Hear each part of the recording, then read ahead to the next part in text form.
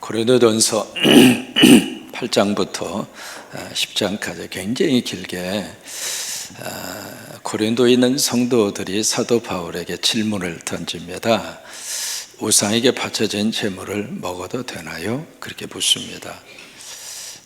그 질문 자체로 이제 시작을 해서 무려 10장까지 그 문제를 다룹니다.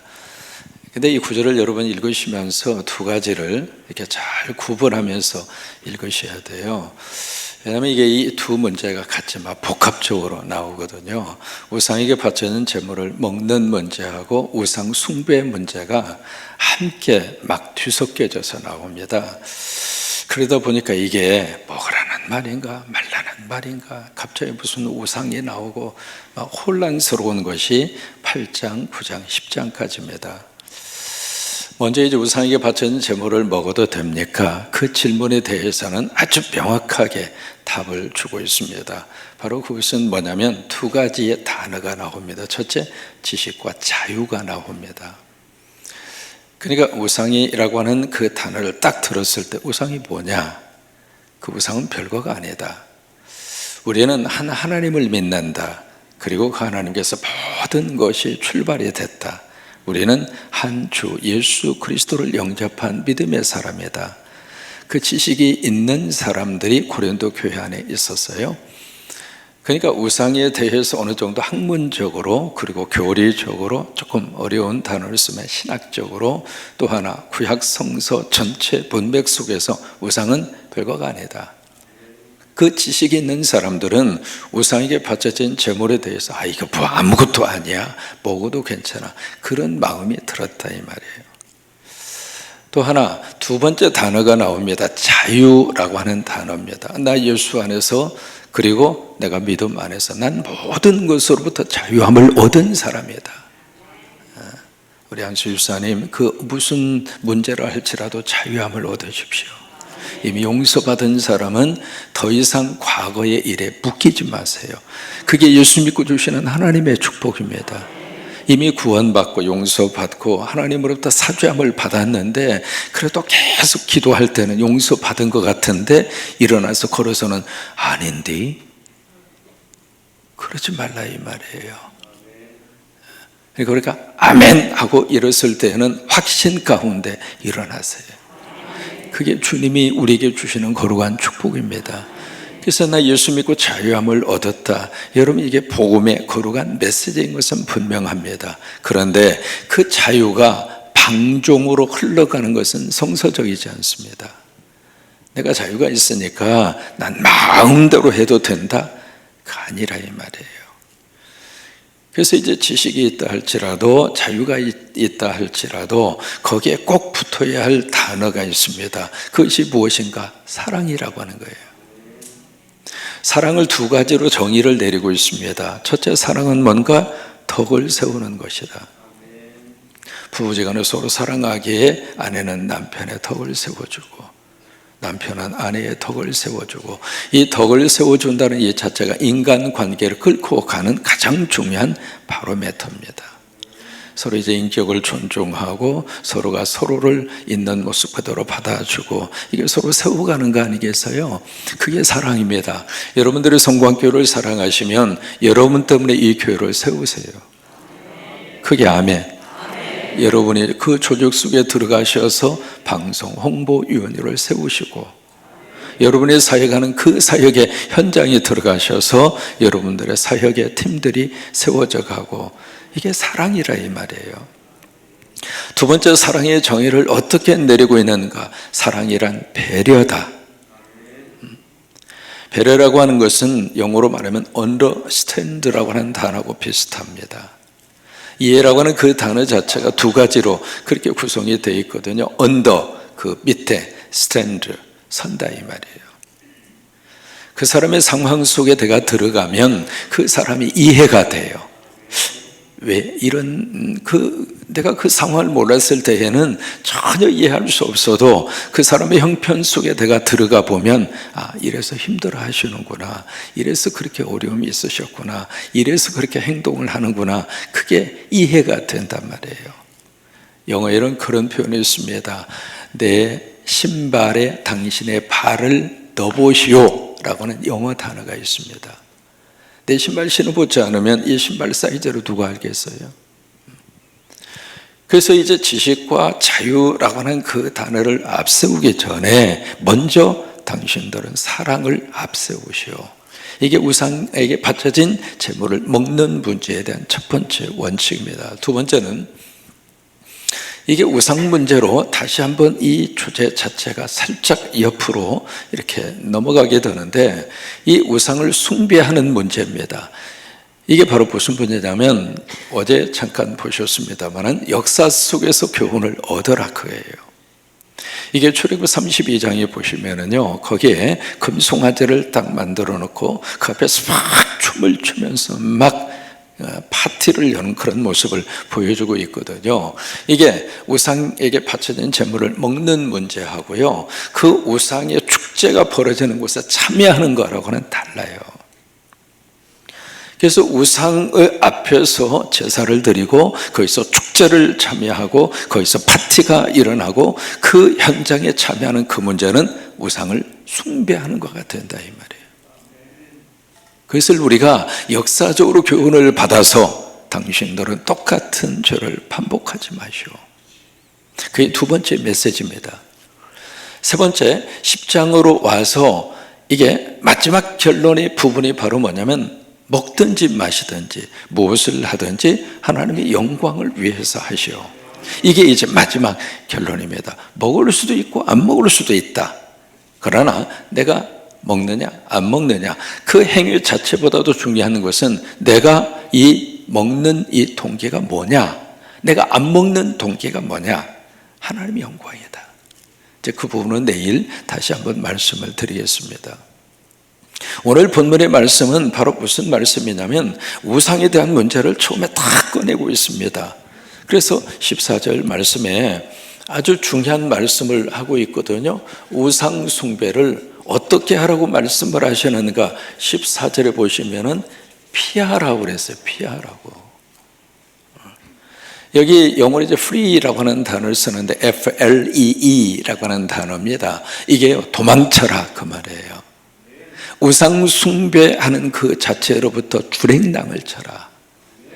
우리는 우상 숭배하는 그거하고 우상 숭배, 우상하고 막 싸우려고 그러거든요. 내가 싸워서 어떻게 했을 때 이겨보려고. 아니라 이 말이에요. 피하라 이 말입니다. 도망쳐라 그 말이에요. 그게 최고로 좋은 영적 해결의 방법이에요. 만약에 도박의 중독으로부터 피하고 싶으면 도박장 안 가야 돼요. 여러분 가지 마세요. 왜 아멘도 안 하세요? 도박장에 가서 내가 금식 기도하고 도박장에 가서 나는 유혹에 빠지지 않을 거야, 안 넘어갈 사람 하나도 없어요. 다 넘어가요. 피하는 게 축복이에요. 도망치는 게 축복이에요. 따라서 하십니다. 주랭랑도 작전이다. 도망가는 것도 작전이에요. 힘이 없고 능력이 없어서 도망가는 게 아닙니다. 그러니까 우상 이 자체에 대해서는 주랭랑을 치라 그 말이에요. 접촉하지 말라 그 말입니다. 왜? 사람은 가까이 하면 영향을 받을 수밖에 없어요. 가까이 하지 말라 이 말이에요. 피하라, 도망치라 그 말씀을 하십니다. 그러면서 이 우상 숭배하는 문제하고 지금 뭘 대비를 시켰냐면 이 성찬 문제를 꺼내고 있습니다. 성찬, 이 두 가지의 것을 대조를 지금 이루고 있거든요. 그래서 성찬 문제를 딱 꺼내면서 우리가 주는 이 축복의 잔, 이 성찬을 가리켜서 오늘 고린도서는 뭐라고 표현하는가? 축복의 잔이다. 하나님의 복을 받는 잔이다.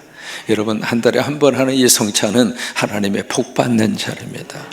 성찬을 믿음으로 먹으면은요, 성찬 속에서 하나님의 기적이 나타납니다. 성찬 속에서 믿음으로 딱 먹는 순간 내 몸에 상처가 치유되고 질병이 떠나가고 아픔이 치유되고 악한 영으로부터 우리가 자유함을 얻고, 성찬은 하나님의 기적의 자리입니다.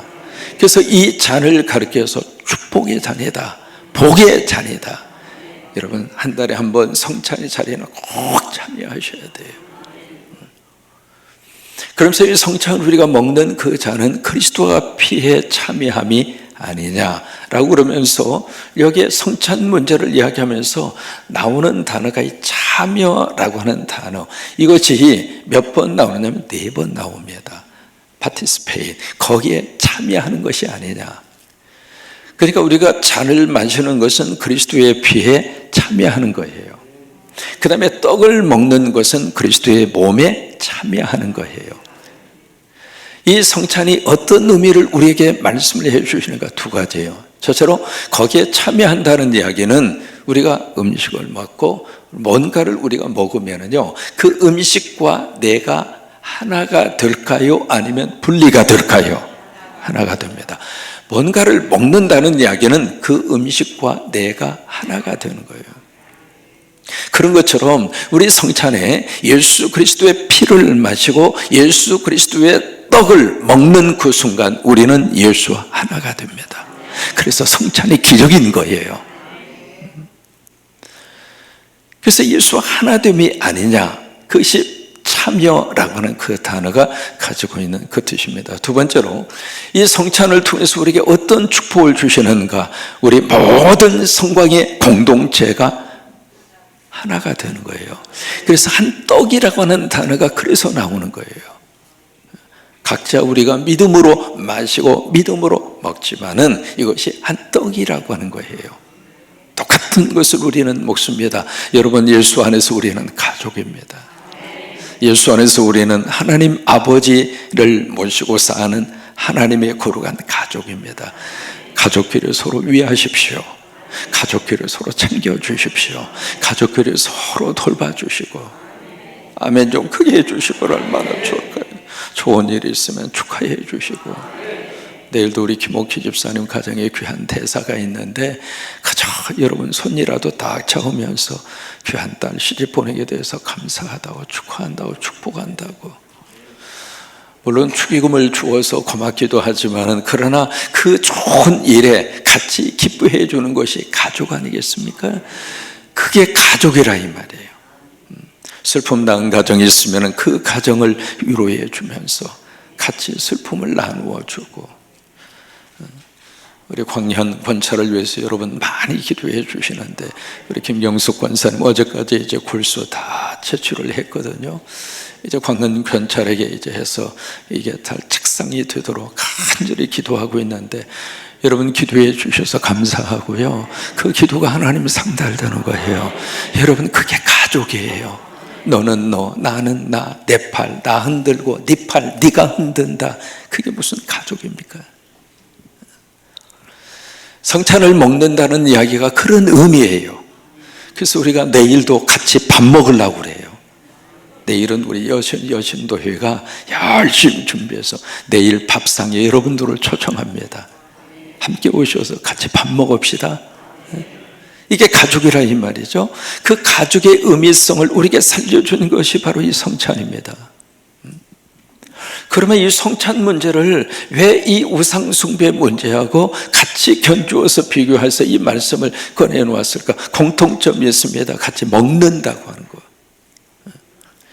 이 우상 숭배도 우상에게 제사를 드리고 나서 같이 모여서 같이 먹어서요. 지금 그것을 말하는 겁니다. 우상에게 바쳐진 재물이 시장에 와서 판매되는 그것을 말하는 것이 아니라, 그 문제는 내일 다시 한번 취급하고 있거든요. 이 우상 제사가 이루어지는 거기에 같이 참여해요. 고린도라고 하는 이 도시 자체가요, 이 아데미를 중심으로 해서 엄청난 우상으로 번창이 된, 우상으로 중심이 된 도시가 고린도예요. 여러분 마치 경주에 가시면 경주라고 하는 그 도시가 어느 한 유적지를 중심으로 형성이 되어 있잖아요. 전주에 가시면 임해질 속에 무슨 마을? 한옥마을. 군산에 오시면은 무슨 근대 역사박물관. 도시에 이미지가 있는 것처럼 고린도가 그런 도시예요.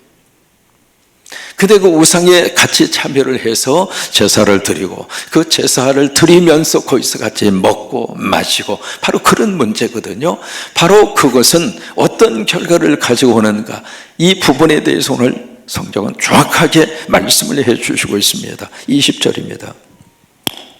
20절 19절부터 한번 보실까요? 시작. 그런즉 내가 무엇을 말하느냐? 우상의 제물은 무엇이며 우상은 무엇이냐? 자, 질문은 합니다. 내가 무엇을 말하고 있느냐? 그리고 우상의 제물은 뭐고 우상은 뭐냐? 라고 그 질문을 던지면서 20절입니다. 시작. 무릇 이방인이 제사하는 것은 귀신에게 하는 것이요 하나님께 제사하는 것이 아니니 나는 너희가 귀신과 교제하는 자가 되기를 원하지 아니하노라. 이 귀신이라는 단어가 나오는데 영어로는 데몬입니다. 데몬이라고 하는 말은 여러 가지 번역할 수 있는데 그 중에 하나가 마귀입니다. 이 마귀라고 하는 이 데몬을 오늘 성경에서는 귀신으로 그렇게 번역을 했습니다. 귀신이라고 하는 말을 성경은 2번 여기서 언급하고 있습니다. 귀신이 있어요, 없어요? 왜? 성경이 말하고 있습니다. 천국이 있어요, 없어요? 가봤어요? 어떻게 알아요? 성경이 말씀하시네. 지옥이 있어요, 없어요? 가서 관광하고 오셨어요? 어떻게 알아요? 그래요. 성경이 말씀하시는 거예요. 그럼 어떤 사람은 그렇게 해야죠. 성경이 말하면 우리가 다 믿어야 합니까? 자, 질문해 볼까요? 여러분 미국이 있어요, 없어요? 가봤어요? 어떻게 알아요? 어떻게 아냐고? 들어서 알았죠? 전 살다 왔잖아요. 그러니까 성경에서 말씀하시는 것은 성경에서 말씀하시는 그 자체가 바로 존재하고 있다는 거예요. 귀신을 여러분 너무 두려워하지 마세요.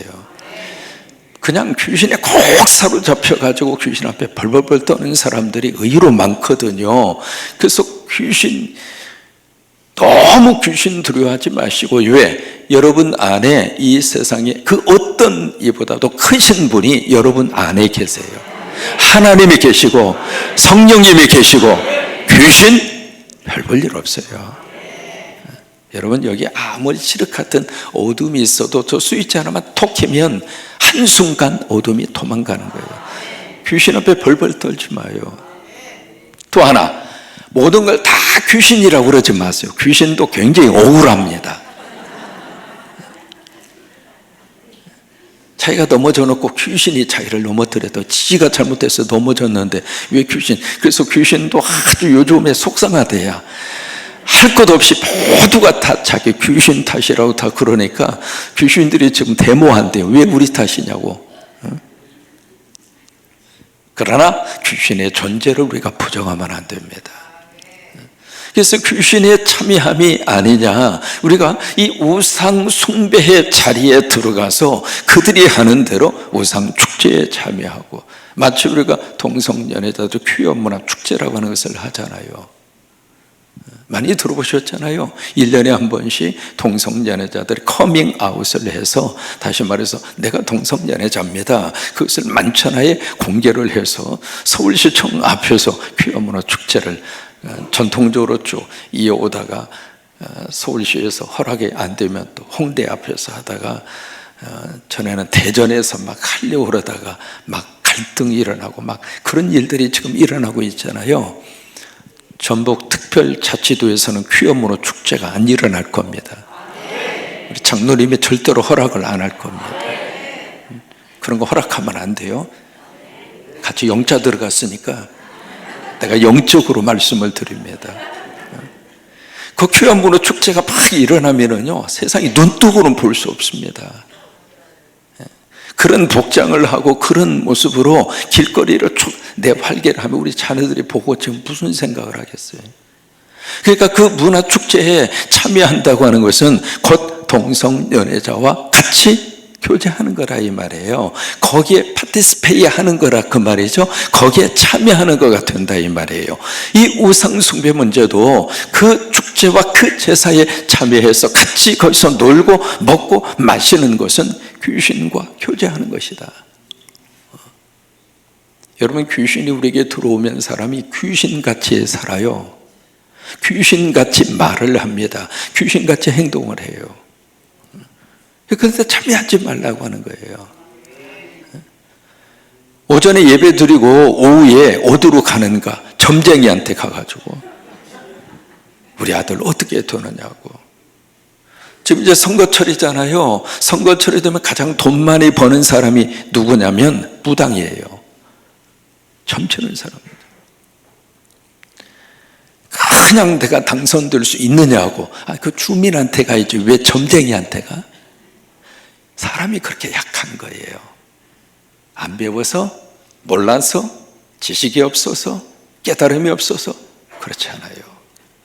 불안함 속에서 뭔가로 찾고 싶으니까. 근데 이게 안 믿는 사람이 그렇다 친다 할지라도 예수 믿는 사람이 왜 그러냐 말이에요. 통계로 거의 33%가 그 짓을 하고 있는 거예요.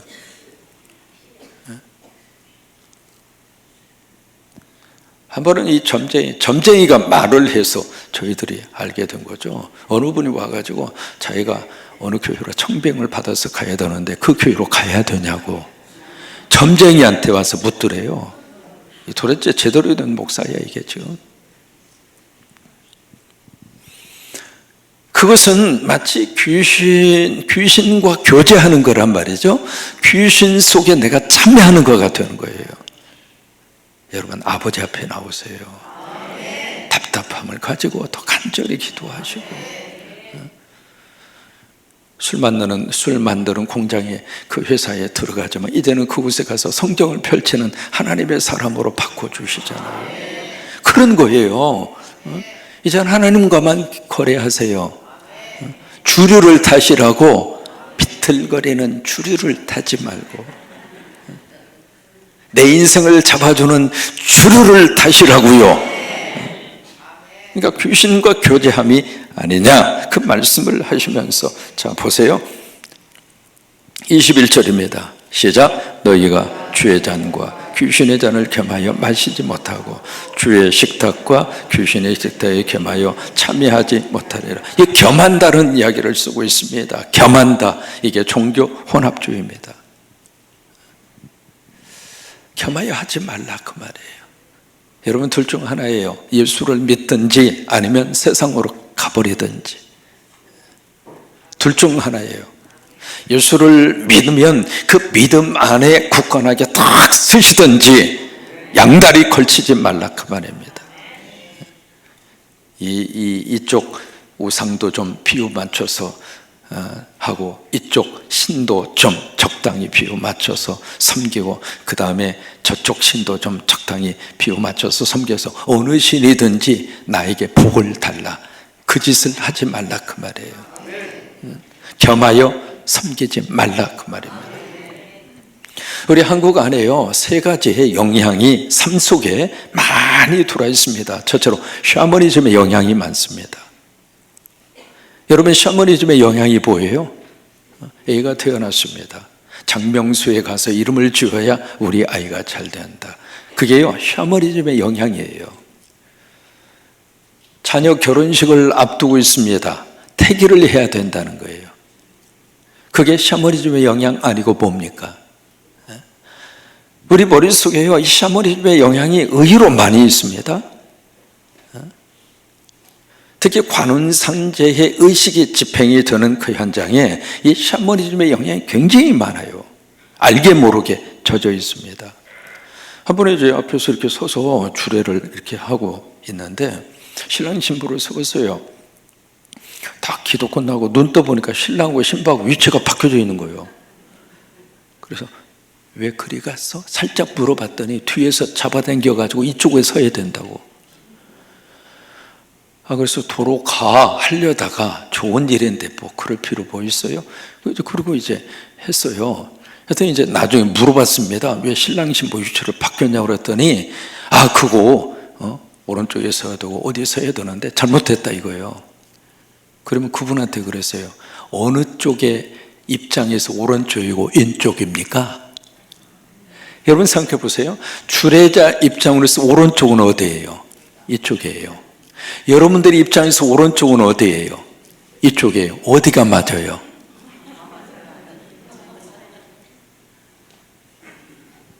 이게 샤머니즘의 영향이에요. 어느 쪽에 있으면 어때요? 예수 믿는 사람은 그런 것으로부터 우리가 자유함을 얻었어요. 우리는 이사 갈 때 택일 안 합니다. 날짜 좋을 때 하는 거죠. 지금 이제 부활동산이 이장하려고 하는 분들이 많이 계시는데 택일하지 마세요. 이장을 계획하고 계신 분들은 날씨 좋을 때, 그리고 부활동산 위원회하고 잘 사격이 잘 이루어질 때 그때 하세요. 언제든지. 우리는 택일하지 않습니다. 아셨죠? 두 번째, 우리가 무슨 영향을 지금 받고 있는가? 유교적인 영향을 받아요. 그게 유교적인 영향이 교회 속으로 그대로 들어왔어요. 그래서 이게 유교 영향 중에 가장 중요한 것이 계급이에요. 남존여비, 남존여비. 왜 나왔어요? 유교의 영향이에요. 그 영향이 교회 속에 들어와가지고 교회 안에도 계급을 자꾸 만들려고 그래. 우리는 예수님 안에서 한 형제이고 자매예요. 교회에서 직분은 섬기라고 주시는 것이지 유교적인 영향으로 난 어른 노릇하라고 절대 그러지. 교회 어른은 누군가? 교회 학교 친구들이 어른이에요. 이 새벽에 나온 우리 교회 학교 친구들이 이 교회의 어른입니다. 자, 어른이 옆에 계시면 꼭 존댓말 쓰셔서 인사 한번 드리세요. 자, 보세요. 우리 4층에도 어른이 계시고, 자, 어른님, 자, 한번 존댓말을 써서 인사드리겠습니다. 어르신 감사합니다. 이 새벽에 오셔서.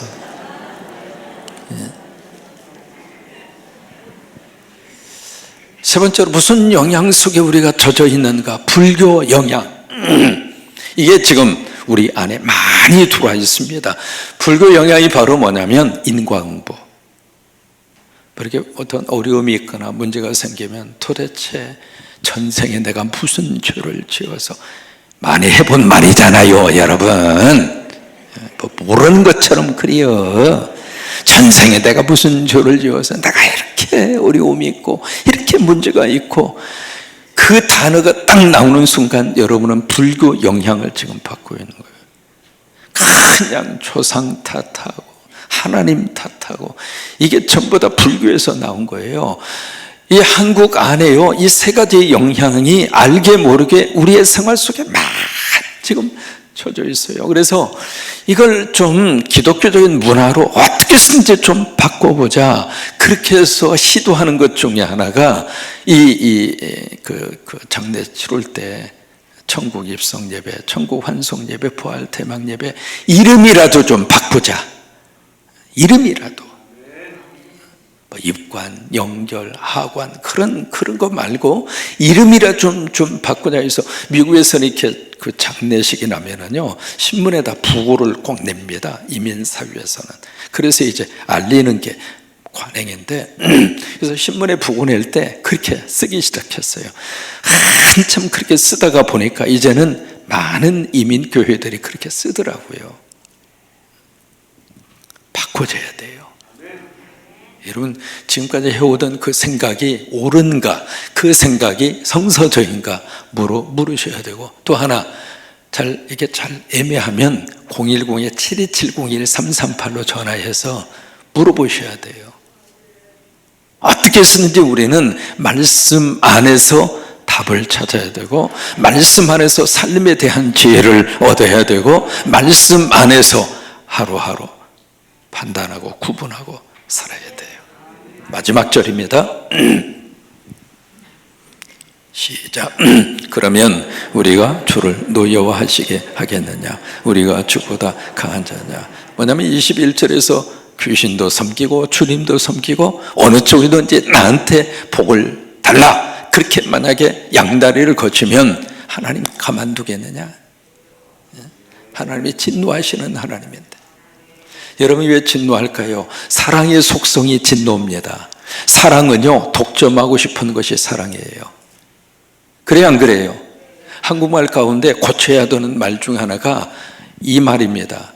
남에게 이렇게 소개할 때 우리 마누라입니다.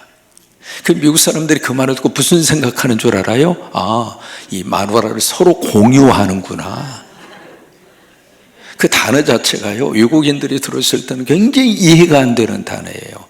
우리 마누라입니다. 왜 우리 마누라예요? 내 마누라지. 여러분, 그 아내를 이 사람도 아내 삼고 저 사람도 아내 삼고 저 사람도 아내 삼고 다 그렇게 돌려빵처럼 하고 싶은 사람이 있어요? 사랑은 독점하고 싶은 거예요. 하나님이 우리를 사랑하게 우리는 하나님만 사랑하기를 원하시는 거예요. 똑같은 원리예요. 그러기에 하나님이 양다리 걸치면 하면 가만두겠는가? 하나님이 노여워하시지 않겠는가? 우리가 하나님보다 강하냐? 정신 차려 이 사람들아. 성경에는 없지만 고린도 교회 성도들에게 주고 있는 하나님의 음성입니다. 오늘 우리들에게도 하나님이 똑같이 말씀하십니다. 양다리 걸치지 마세요. 교회 안에 오셨으면 주님 바라보시고, 주님만 바라보시고, 주님만 바라보시고, 그래요. 주님 안에 은혜가 있고, 주님 안에 축복이 있고, 주님 안에 하나님의 역사가 있고, 주님 안에 문제 해결의 복이 있고, 주님 안에 살림의 복이 있고, 왜 아멘 좀 크게 한번 하세요. 주님 안에 도움의 복이 있고, 그래요. 주만 바라보시면서 그렇게 승리하는 여러분 되시기를 주의 이름으로 축원합니다.